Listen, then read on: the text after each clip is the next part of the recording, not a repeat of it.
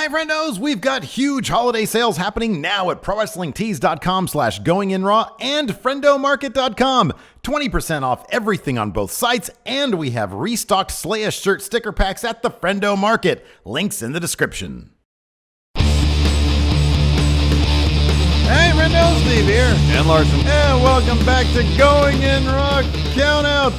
It's back. Woo, it's back. Special 2-day engagement for Countout, return That's engagement. Right. Yeah. Here's the thing. We had episode yesterday, one today. Yeah, we needed to do this because we want to take some time off for the holidays. It's the holidays. It's the most wonderful time of year. Yeah. And so we were like, we got to record some stuff in advance. What should we do?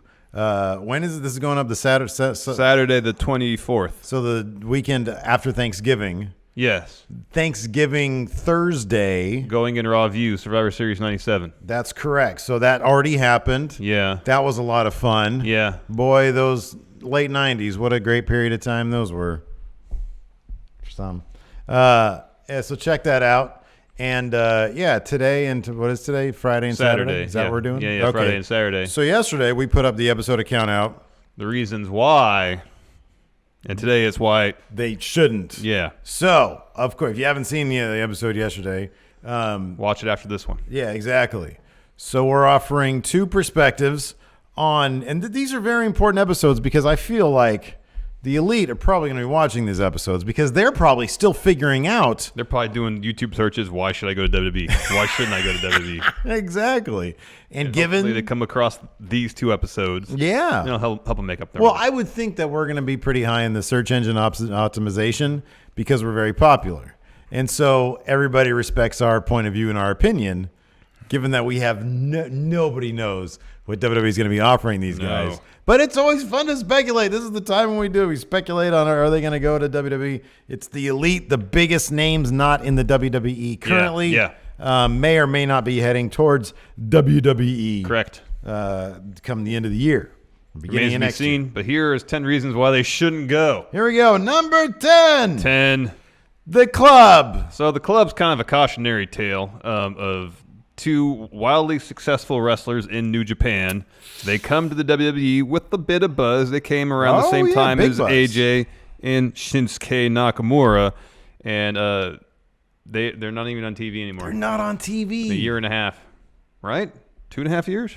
They've been around for 2.5 years now. It's been a while. Oh my gosh. Yeah. Year and a half. I think it'd be 2 years in January. Sorry. Like you said, they came in with big buzz. They got big buzz. They had one of the tag team titles. They had the Raw tag team titles, I think, for a spell. Briefly, they lost them at WrestleMania of the Hardys last year. They came over to SmackDown. Gosh, it's been at some point 2.5 years, I think. And we figured, oh, cool, they're gonna align with. Wait, are they on SmackDown or Raw? Yeah, they're on SmackDown. Why are they not using them? We may see them in the Survivor Series just because I think there's only so many tag teams on SmackDown they could utilize for the tag team Survivor Series match. When they were on Raw, they flirted with the idea of putting them with Finn Balor. And before that, they were part of the Club with AJ Styles. Yeah, that's right. And then they got broken up in the brand extension draft. Yeah. But now they're back on SmackDown where AJ is. And they sort of flirted. Didn't they also flirt with them being back together at one point? Everybody loves factions. I know. People love factions. I know. So why not do something? So the Elite obviously include the Young Bucks, and they're obviously going to come over with a lot more buzz if they go over, and a lot more prestige than the Club did, than Gallows and Anderson did. However, that is one piece of evidence to suggest WWE, they don't always know what to do with these tag teams. Correct. These superstars. Correct.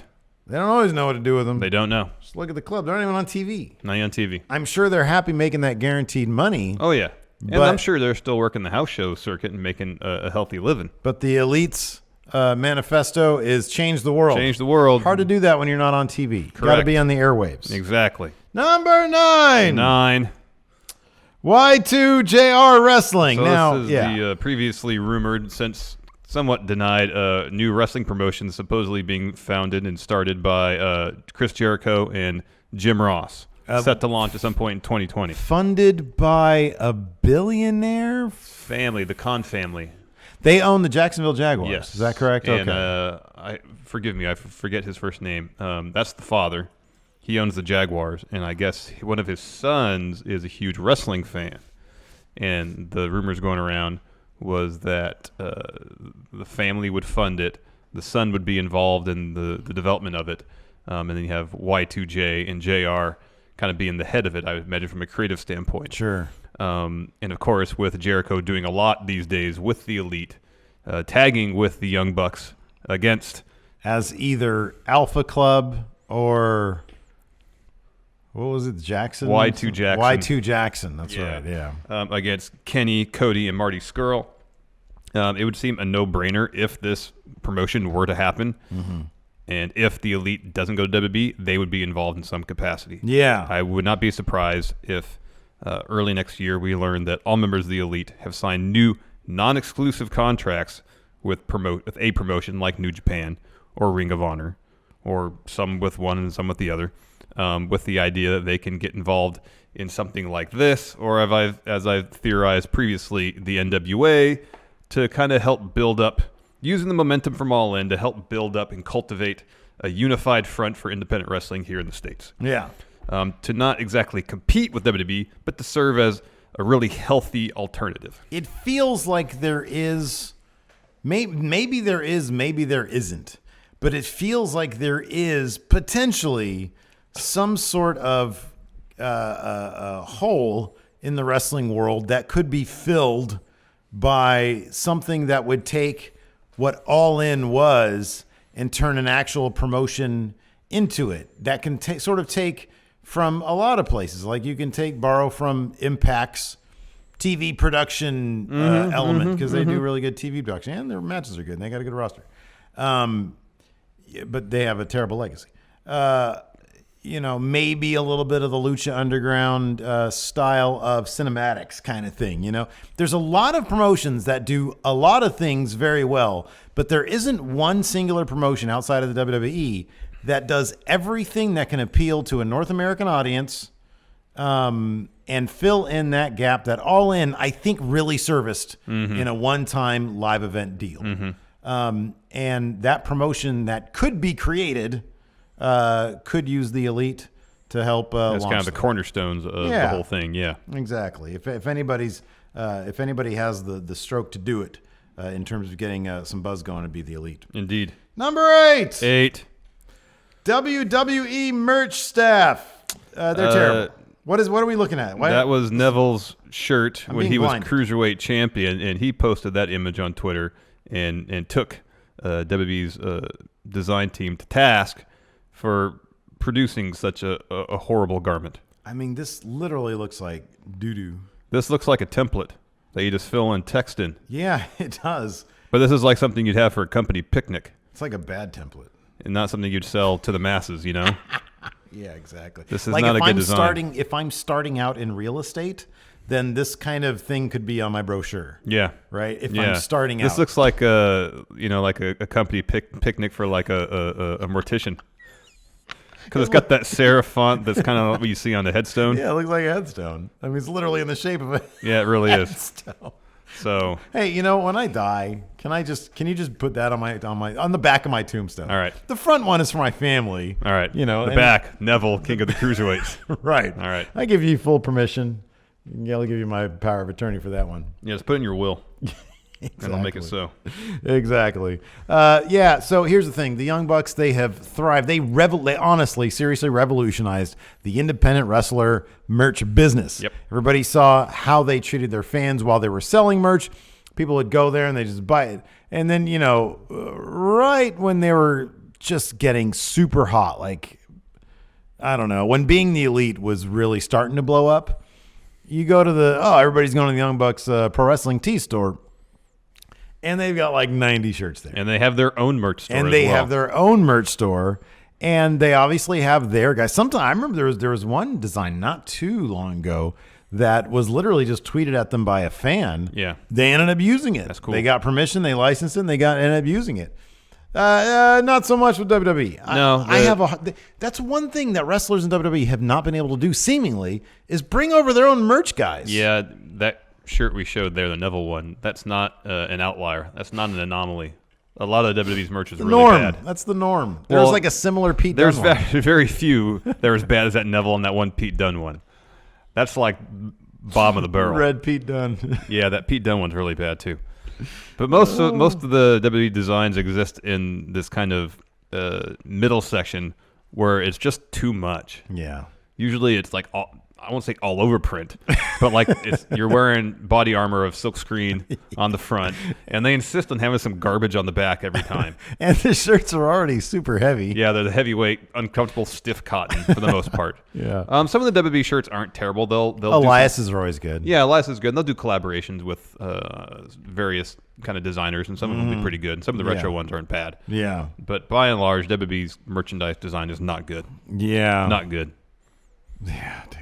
Yeah. And you're excited that the Elite have come over to WWE, and you're like, I'm gonna buy their first shirt, and it pops up at WWE shop, and you're like, well, I really like the Elite. The shirt is ugly. I'll get it anyways. I want to support my favorite wrestlers. Well, no, then you're embarrassed to wear it in public. That's exactly why there's so many Undisputed Era shirts at full. It's not because their logo's good or their shirts are good. That logo's terrible. It's not great. Those shirts are terrible, but people wear them because that's how much they love the Undisputed Era. They're willing to put up with public embarrassment potentially to support Adam Cole, baby. Exactly. Oh man, and that's the bottom line. The Young Bucks have been known for iconic merchandise. Mm-hmm. They need to be allowed to bring their own guys over. But if Aleister Black stuff, maybe he brought somebody over for that. Or was just someone really in tune with that character. Yeah, that could be too. In that particular art style. Well, because it kind of looks like, I think, stuff he used to do. Yeah. Number 7. More money to be made elsewhere. As we saw with the massive success of All In, Cody and the Young Bucks funded that show. They sold it out. I'm sure they made a ton of money off it. And as we referred to with Y2JR wrestling promotion, there is money to be made still outside the WWE. Was it last year? Cody said it was the first year he made over $1 million. Yeah. Young Bucks make 6 figures in merchandise sales. They're not hurting for money. No, and I would imagine. So we've sort of been lamenting the fizzle out of the Elite versus Bullet Club thing. The Elite's departure from Bullet Club has felt more of a whimper than a bang. I do kind of wonder if that has to do with contract negotiations. And that's one thing. If New Japan would match WWE's offer, whatever monetarily that might be, we might see a massive year-long feud between New Bullet Club or OG's Bullet Club, whatever they call themselves. And the Elite, And the Elite. So there is money to be made elsewhere. There's legacies to be crafted still. But just in New Japan, Ring of Honor, billionaire JR guy, there's money to be made elsewhere. And WWE's not the only place that has money. No, at this point, pretty much anybody in the Elite, once they're free agents, and if they're intent on sticking together, they have a huge amount of negotiating power and leverage. They can pretty much demand whatever they want. They could take, like, if they were to be reasonable about, well, this is what we made this past year. Let's say we can make that times, plus another 20% this year. Take that number, double it, see if WWE will do it, or see if New Japan will do it, who knows? Anyway, so there is money to be made at other places. Yes. Number 6. The Being the Elite legacy. They are crafting a legacy that is very unique, that is exclusively their own. They have built this Being the Elite thing. Yeah. And as so organically. Yeah, and as they said, what is their motto? Change the world. And it seems to me if they want to follow through on that, they would be able to do so more effectively on their own, rather as part of the WWE machine. It's very possible. Having maintaining the big thing is maintaining control. Yes. Over everything. Yes. To do it the way they see fit. Now, we'll talk a little bit about this in the other episode. We're actually filming this one first, even though the other one went up yesterday. Yeah. When it comes to, there is no bigger platform than what WWE's offering them. But like we saw it All In, they have a pretty damn big platform. They do. They have a pretty big platform of their and own. Based on their relationship with the New Japan, Tokyo Dome, Wrestle Kingdom. It's a pretty large platform, too. Yeah, not quite WrestleMania size, but next to WrestleMania is probably the largest wrestling show in the world. Mm-hmm. So New Japan is not like they're wrestling in tiny little venues. Mm-hmm. That's a pretty huge platform as it is, especially now with New Japan's expansion to the States, New Japan World. I mean, pretty much anybody can watch New Japan's product at any time if they want to. There is something to be said about aiming to, because here's the thing, their legacy would have to, I would think that they would want their legacy to be not the guys who, oh man, it's a bummer we never saw them in the WWE, but you want your legacy to be such that people don't even care about that because of what they were able to get. Exactly. And if they use momentum for All In to serve as a catalyst for continued growth in some respect, then that'd be pretty massive. And that'd be, if their legacy is showing wrestlers around the world that you don't need WWE to make a really good living doing what you love, and it gives yourself a degree of freedom both creatively and in terms of your schedule to live a much more fulfilling and enjoyable life, that's a massive legacy in the wrestling industry. Absolutely. Number 5. End of Being the Elite. So we don't know what the fate of Being the Elite would be if they were to go to WWE. That's true. Yeah, we don't mean it seems like Being the Elite is partially done because they have the time to do it. In WWE, we all know based on the demanding schedule, we'll get to that more next, wrestlers don't seem to have a whole lot of free time, and that's just not wrestling and traveling to and from shows. That's promotional things. That's doing autograph signings.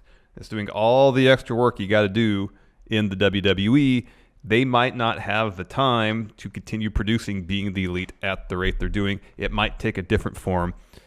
Being the Elite is such a huge part of the Elite's brand that if it were to change, if it were to get sucked up and become part of the WWE machine, people might not be into it. If it's not as DIY, then they might not be into it. If it goes to the WWE network and becomes more of a reality show, people might not be into it. There is an element to the Young Bucks right now, to the Elite, that feels, granted as much money as we know they make, but they're still they're in that really sweet spot where people understand how much money they make. They still want to throw money at them. Yes. They still view them as a mom and pop shop. They still view them as a punk rock band that is making basically garage music. Even though they're making gobs and gobs of money, people love supporting that, and they love seeing them get even more successful because they come off as very grounded people and very good people who put out a good product. And also they make the time to reach out to their fans. They treat their fans like $1 million. Whenever they have these Ring of Honor meet and greets, they do them. Before the shows. So there's the possibility that Being the Elite, I have a hard time believing it would end, but it might be changed significantly. There is that possibility. And it might get kind of enveloped in WWE's digital and social departments. Now, all of this, so much of this depends on just how much negotiating power they're able to wield. True. Because, I'm sure WWE would love to get their hands on Being the Elite. I would think the Elite would be smart enough to say, well, if we change it, it's going to be bunk. But if you let us do the same thing we do, just using the wrestlers on the brand that we're on, it could blow up even more. We talked about that on yesterday's episode. Go watch it. There is definitely a flip side to this entry. Number 4. Oh, that demanding schedule. Look at Kenny right there. Yeah. Oh, man. That's him after 3 weeks on SmackDown. Last year, I want to say, Kenny wrestled maybe 12 or 18 singles matches. And then a lot of tag matches. Wow. If they're in WWE, you're going to really pretty much invert those numbers where Kenny's going to be wrestling, especially if he has a belt. 200 matches or 180 matches a year. Be working 260 days a year. And right now, I'm not going to say the New Japan schedule isn't demanding, because it is, but the time commitment to WWE is insane. Just you're wrestling 5 days a week, plus you got to travel to and from shows. You're really talking a day and a half off. And again, that's not to mention promotional obligations. autograph signings that you have to do as part of your job. Media appearances. Media appearances, all that. Starring in WWE films. Yes. There are several sort of asterisks here, several caveats. On one hand, and we talked about this yesterday, there is the possibility, again, based on their negotiating power, that they'd be able to get a lighter schedule. On the other hand, if they want as big a payday as the WWE would probably be willing to offer them, the caveat there would be you're on a full-time schedule. So so much of it depends. But if you're simply looking at what the normal average full-time wrestler in WWE, what his schedule's like, it is super demanding. It is very hard. It is very demanding. Yeah. So they would be, if they had the regular full-time schedule, that's what they'd be looking at. Yeah. Something and beyond the costs on their body associated with wrestling 160, 180 matches a year, less time with their families. Yeah, sure. Which the Young Bucks, I know for a fact, have spoken extensively of how important it is for them to have that flexibility in their schedule. Yep. Which they kind of have now with Ring of Honor and New Japan. Yeah, absolutely. Number 3. The WWE style. So they do a lot of things that might not be allowed in the WWE. Yeah, and you mentioned during your conversation Not Cody, but the others. Yeah, with Shinsuke Nakamura talking about the difference between wrestling and NXT and on SmackDown, and he said, well, in NXT, he didn't have to really change his style a lot. He could take a similar approach he could in New Japan. However, on SmackDown, they had to distill the matches to their essence, to the essential bits. And that's a massive difference from wrestling 30 minutes on average, if not longer, in main event matches for Kenny or the Young Bucks, to try to tell the stories they want to tell in 12 minutes, 8 minutes. Yeah. Now, granted, if they're on Raw, which they probably would be, I mean, they're on a weekly basis, they'd have an opportunity to get 25-minute matches in. But you're also looking at like their move sets, which I have all the faith in the world that the Young Bucks and Kenny especially would be able to modify their style to suit WWE style. That being said, you never know. There could be a backlash of fans who look at the way they wrestle and say, well, it's not the way it was. Yeah, you had to water down your approach to fit into the WWE. Yep. Number 2. No creative control. Yeah. Again, sort of depending on, there have been rumors or there's been reports that Daniel Bryan, for example, has been able to get the schedule he wants. Yeah. Very rarely do we hear about instances where there's one. Hulk Hogan. Well, there was that in the CM Punk documentary. He talked about how there was a period where they had nothing for him, so he went home and, as he put it, wrote 14 weeks of television, brought to Vince, and Vince was like, "Okay, yeah, we can do this." So there has been instances where talents have taken upon themselves to come up with creative pitch at the Vince, and at times it's been approved. But as far as I know, apart from Hogan, there's never been an instance where anybody's ever had like free reign to do what they want to do creatively. Bret Hart claimed to have had, wasn't that in Wrestling with Shadows? Didn't he say that? Was that? Am I tripping right now? You're thinking of Boogie Nights, man.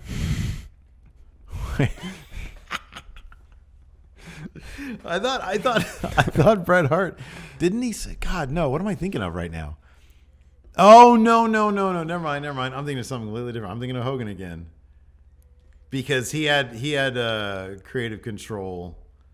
Bret Hart never said that he had, I recall, like a creative control, some sort of clause with how they book his character. Oh, maybe to a certain extent. I thought to a certain extent, certainly not like to Hogan extent. No, because Hogan had like final say. Yeah, and finishes and stuff. Yeah. No, I think Bret just had some say in terms of the depiction of his character. Because I thought he was saying that there would be some sort of contractual breach by doing things, by swerving him the way they did. Oh, yeah, maybe. But I don't know. I forget. Yeah, I can't remember right now, so I don't know. But yeah, by and large, comes down to one guy we're about to talk about.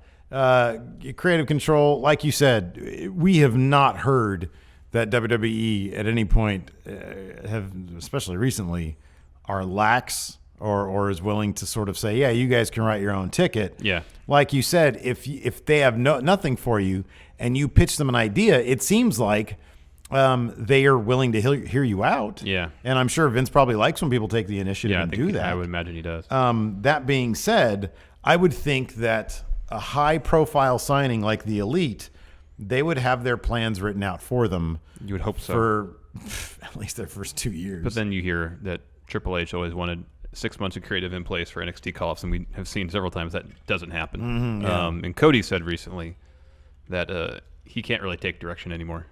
Yeah. He's too used to doing his own thing, doing things the way he wants to do them and how he sees best. So to have to go back in an environment where he'll walk through the hallway and then Stephanie will say, you know what?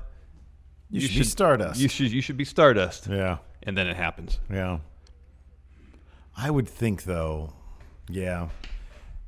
And if by some miracle they get approval to handle or be significantly involved in their own creative, that's something that you got to have in writing too. You know, if it was like a handshake thing, Vince says, "Oh no, we'll have you in meetings for blah blah blah." Yeah.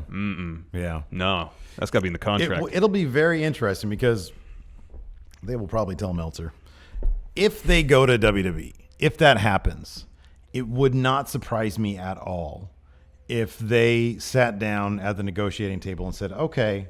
Well, it actually wouldn't surprise me if WWE, if Triple H was savvy enough to say, hey, these guys, they want to know that they're going to be taken care of creatively. So when we go and present our offer, let's lay out a machinimated, like going to 2K19 with Diffract, or what's his name? Is it Diffract Creations? With his creative wrestlers. And custom video, like how we see them being booked over the next 2 years or whatever. Let's lay out a plan for them, which seems like it'd be unprecedented, but at the same time, this is an unprecedented group of guys. Yeah. And so that would not surprise me if they laid out, hey, this is what we have in mind for you, Cody. You're going to be you and Triple H, because that makes all the sense in the world. Yeah. Young Bucks, you and New Day, or the Usos, or whatever. I don't know. Yeah. Kenny, you and Seth. You and AJ. Yeah, you and AJ, exactly. So it wouldn't surprise me if they came to the table. That being said, it's the world of wrestling. I'm not sure they would do that. If you're just going there hoping that they're going to take care of you and you have no control, that might not be a positive thing. Might not be so great. Yep. Anyways, number one. Vince McMahon. The number one reason they shouldn't go to the WWE is because their creative futures will be dictated by the whims of a 70-some-odd-year-old man who apparently makes illogical decisions on a whim when he just wakes up from a nap. Yep. He changes the finish to matches that are going down at WrestleMania that day. Yep. Vince McMahon. Yes. And, just think of those awful promos he's writing for Roman. Do you really want that guy telling what you can and can't do creatively in terms of your own storylines? Now, we've already said, here's a spoiler alert if you haven't watched yesterday's video, that the number one reason why they should go to WWE is also Vince McMahon, because the man is still a genius. And by and large, WWE creative is actually pretty damn good when you think about just how much they produce. SmackDown on a week-to-week basis is actually pretty damn good. NXT is out of this freaking world good. 205 Live is great. And NXT UK is a lot of fun. It's really just Raw, and I think that's partially because it's too darn long. And even on Raw, there's a lot to like if you break down. Yeah. There's like a good hour that's really good on Raw, and then there's a lot of just 2 hours of just not great. So, yeah, you're still dealing with Vince McMahon. Triple H isn't in charge yet. But as we've seen in yesterday's video, could be a good thing, but it also could be a really, really bad thing. You just never know. Like you sneeze in front of him, he might hate you all of a sudden. Yeah, no. I don't know. Yeah. I don't know. But at the same time, look at what he did with the Hardys. They came back at WrestleMania and won the titles. Yeah. So you don't know what you're gonna get. Yeah, I don't know. You don't know. You don't know what you're You don't know what you're gonna get. Yeah. So anyways, that's it for this episode of Count Out. Yeah. What a great trip down memory lane. Felt good to be back. Being here on Count Out. It's been so long since we've counted things down.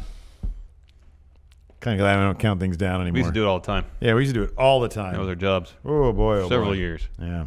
Anyways, thanks so much for tuning in. Like we said, we got that video that went up yesterday. It takes a positive look at signing with WWE. There's plenty of positives. We found 10 of them.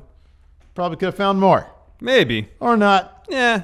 Till next time, I'll talk to you guys later. Goodbye. Be a part of Going In Raw today at patreon.com/Steve and Larson. Starting at $1 a month, you can enjoy Going In Raw ad-free, gain access to the daily 30-minute Going In Raw post-show, exclusive merchandise, and so much more. Support Going In Raw today. Click the link in the description.